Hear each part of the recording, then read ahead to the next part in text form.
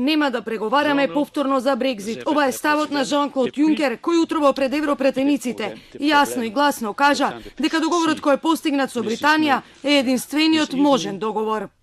And I have to say here in the Parliament, as I did say before in this Parliament, the deal we have achieved is the best deal possible. It's the only deal possible.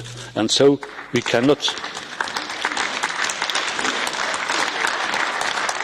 There is no room whatsoever for renegotiation. But, of course, there is room, if used intelligently, is room enough to give further clarification and further interpretations without opening the withdrawal agreement. This will not happen. Everyone has to know that the withdrawal agreement will not be reopened.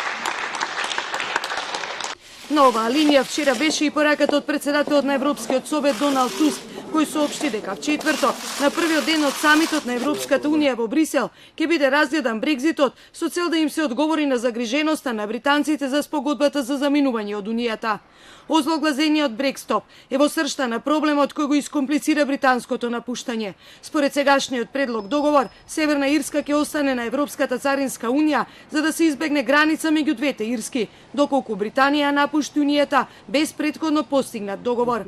По вчерашното одложување на гласањето во британскиот парламент, премиерката Тереза Меј се сврте повторно кон Европа и започна нов круг разговори со водачите на Европската унија со цел да ги убеди Велика Британија да може да го напушти европското семејство без одобрување од британскиот парламент.